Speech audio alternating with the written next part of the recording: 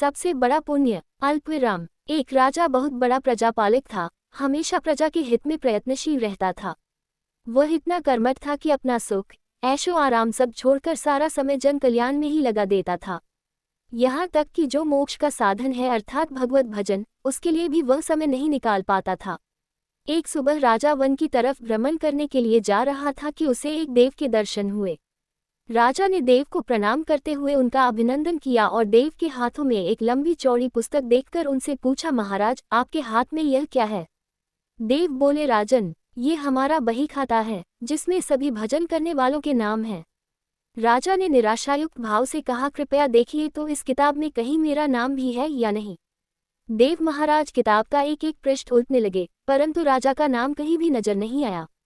राजा ने देव को चिंतित देखकर कहा, महाराज आप चिंतित ना हो, आपके ढूंढने में कोई भी कमी नहीं है। वास्तव में ये मेरा दुर्भाग्य है कि मैं भजन कीर्तन के लिए समय नहीं निकाल पाता और इसीलिए मेरा नाम यहाँ नहीं है। उस दिन राजा के मन में आत्मग्लानि सी उत्पन्न हुई, लेकिन इसके बावजूद उन्होंने इसे नजरअंदाज कर दिया और पुनः परोपकार की भावना लिए दूसरों की सेवा करने में लग गए। कुछ दिन बाद राजा फिर सुबह वन की तरफ टहलने के लिए निकले तो उन्हें वही देव महाराज के दर्शन हुए। इस बार भी उनके हाथ में एक पुस्तक थी। इस पुस्तक के रंग और आकार में बहुत भेद था और यह पहली वाली से काफी छोटी भी थी। राजा ने फिर उन्हें प्रणाम करते हुए पूछा, महाराज आज कौन सा बही खाता आपने हाथों में लिया हुआ है? देव ने कहा, राजन आज के बही खाते में उन लोगों का नाम लिखा है जो ईश्वर को सबसे अधिक प्रिय हैं।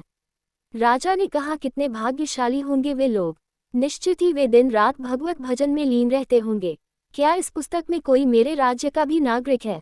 देव महाराज ने बही खाता खोला और ये क्या, पहले पन्ने पर पहला नाम राजा का ही था।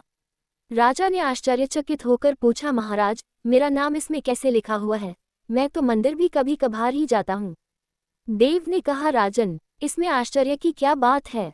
जो लोग निष्काम होकर संसार की सेवा करते हैं, जो लोग संसार के उपकार में अपना जीवन अर्पण करते हैं, जो लोग मुक्ति का लोभ भी त्याग कर प्रभु के निर्बल संतानों की सेवा सहायता में अपना योगदान देते हैं, उन त्यागी महापुरुषों का भजन स्वयं ईश्वर करता है। ऐ राजन तू मत पछता कि तू पूजा पाठ नहीं करता, लोगों की सेवा कर, तू असल में भगवान की ही पूजा करता है। परोपकार और निस्वार्थ लोक सेवा किसी भी उपासना से बढ़कर है। देव ने वेदों का उदाहरण देते हुए कहा, कुर्वन्नेवे कर्माणि जिजीविषेच्छः समाह एवान्त्वापनान्यतो अस्ति व कर्म लिप्यते नरे। अर्थात कर्म करते हुए 100 वर्ष जीने की इच्छा करो तो कर्मबंधन में लिप्त हो जाओगे। राजन भगवान दीनदयालु हैं, उन्हें खुशामद नहीं भाती बल्कि आचरण भाता है।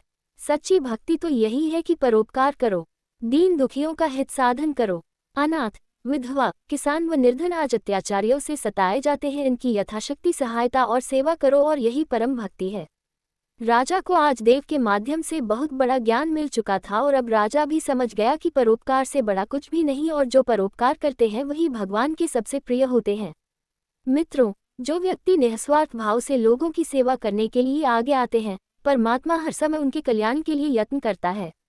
हमारे पूर्वजों ने कहा भी है, परोपकाराय पुण्याय भवति, अर्थात दूसरों के लिए जीना, दूसरों की सेवा को ही पूजा समझकर कर्म करना, परोपकार के लिए अपने जीवन को सार्थक बनाना ही सबसे बड़ा पुण्य है। और जब आप भी ऐसा करेंगे तो स्वतः ही आप वह ईश्वर के प्रिय भक्तों में शामिल हो जाएंगे।